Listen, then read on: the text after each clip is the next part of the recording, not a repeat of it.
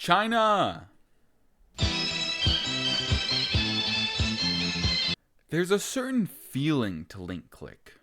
Maybe it's the animation, maybe the art style, maybe it's the story, but there's an overwhelming, cushy warmth of emotion just teeming throughout the show.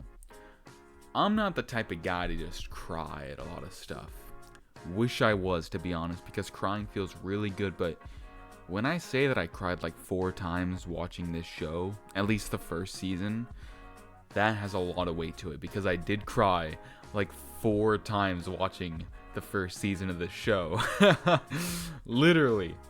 At the end of the first episode, I was tearing up.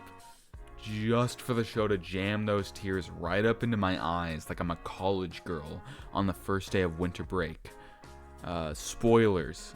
The first episode takes its time building this poor girl up, showing us her story just for something that the character does to Domino to make her ultimately die. This is a show of cause and effect, a show of ultimate sacrifice. Do we do nothing in the face of evil? What is the morality in that? What do you do? Okay, hold up. What is the premise? So there's 2 guys, Sheng and Lu. Excuse my pronunciation. I am an American. But Sheng, or Sheng Juan, is that how you say his name? Or Lu Guang and Sheng something are able to time travel in the face of pictures and videos. Sheng can enter the picture taker's mind, and Lu can see the entire timeline of the picture, like he's an oracle to Batman. Sheng is a man of action, and Lu is a man of thought, and it's the perfect setup of characters and situations for these 2 opposing thought processes to interact, where the fate of time can be changed because of them. I love it. And the way the time travel is conveyed, where it can be cheesy or overplayed, this type of time travel is extremely refreshing and new, where our eyes are within the character who they are trying to help, where Sheng is being guided by Lu, and Sheng almost loses himself within the lives of the people that he's seeing. He sees their memories, he feels their feelings, he lives in them and becomes them. And through him, in such a short period of time, we become connected to these characters that we have only just met. But within this timeline, there has to be respect for it. And there are lies and truths to be hidden. But when revealed, there are questions to be had, morals to question, actions to take or not to take. And as we learn more about each picture, we question ourselves and our morals. Do we change time to save someone, even if time has already said that they died? Are you more important than fate itself? Are you smarter than fate itself? Do you have the gall to change fate itself? When the stamp has already been placed, are you going to do it? I just love it. The exposition in this show is baked within its action so well that you never take a moment to start thinking something like, man, I'm bored. They just keep talking to me. No, this is a show of action, and it never lets up. I do, in my slice of life loving heart, wish that there was an episode where Sheng and Lu and Kyo, if that's how you say her name, just like go eat dinner, you know? Go to the beach. You know?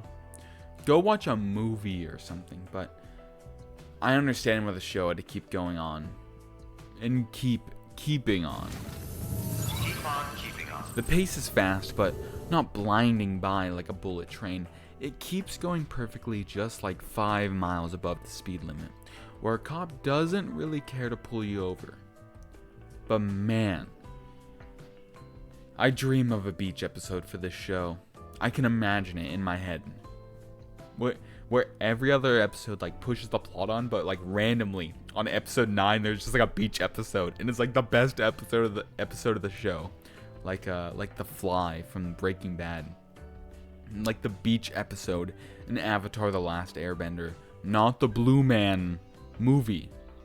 Okay, they made an entire movie that's a beach episode. And that's like a 3-hour beach episode. I'm just asking for a 25-minute long beach episode for link click. But what we got here is great anyways, right? And the music is just so good. It's low and smooth, but bold when it needs to be. It reminds me of Samurai Champloo a little bit. And the opening. Every minute that I dive back in time, every single existence rewinds. Something secretive hidden inside your mind. All the heartaches and the smiles that Holy shit. This show is as human as it gets. It understands humans, the good parts and the bad. A father searching for his lost child, and his catatonic wife who copes with the loss of her child through watching his favorite cartoon. A girl trying to make it in the big city who just misses her parents and dies for it. A man who wants his final memories and words of his childhood crush and his mom who both died to be one of hope and love and well said goodbyes, stricken by an earthquake, by Mother Nature herself. Human is what I would call this show. As human as it gets, and human as it dies.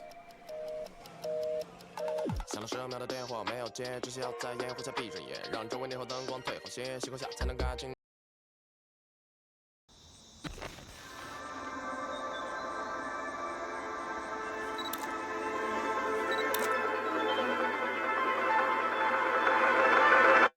Season 2 is more of the same.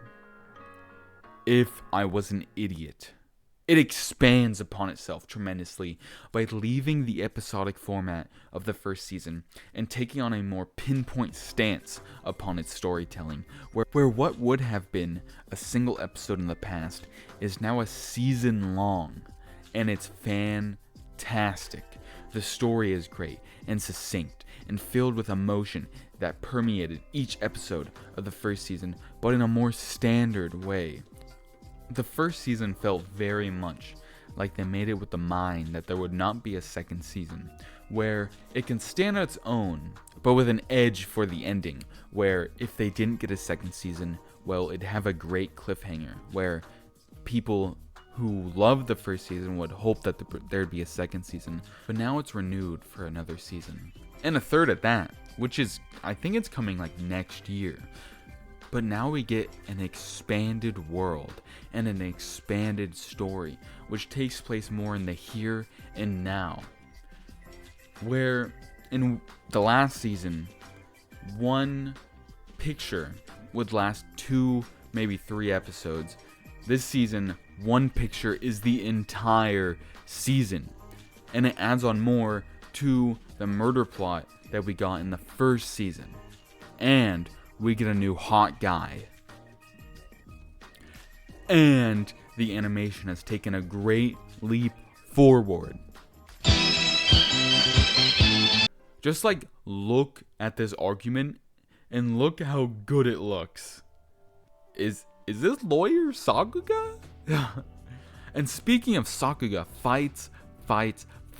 Look at these.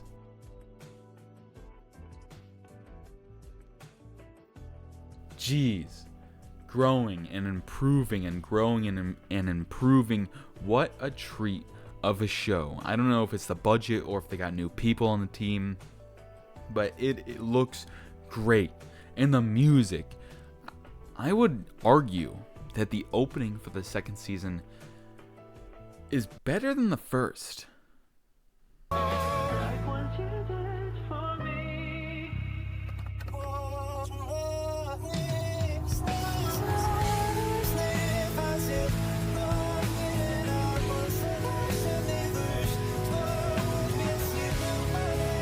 Like, this is crazy.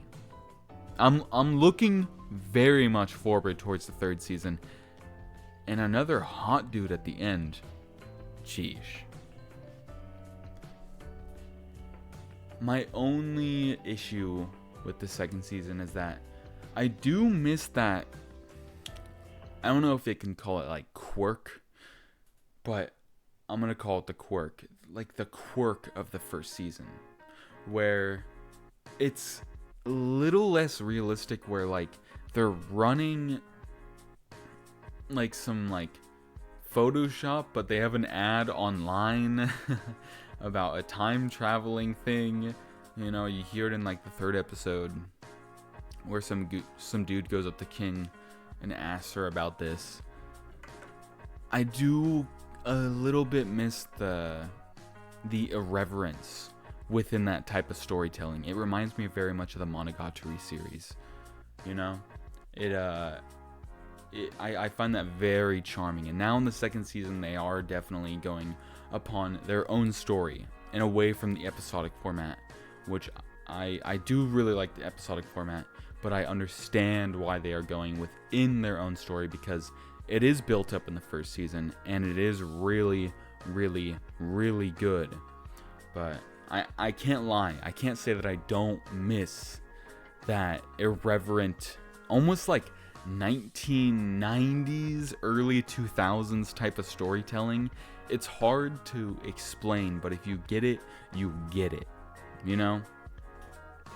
And one other thing that I can't say I didn't like about the second season, but I will say that while they were at the funeral in the second season, I was thinking of the Gintama episode where they had to be casket carriers and they like carried the casket, but the dude in the casket kept getting boners, and the boners kept breaking out from the casket. Gintama's a very highbrow show. It's very highbrow. I don't think you'd get it unless you had like a million IQ, because the boners popping out of the casket is very highbrow. Okay, I don't think you get it. Okay, if you're not laughing at it, I don't think you understand.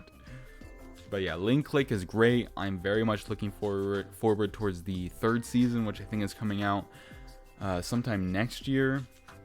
So yeah, I would very, very, very much recommend the anime Link Click. China, let's go!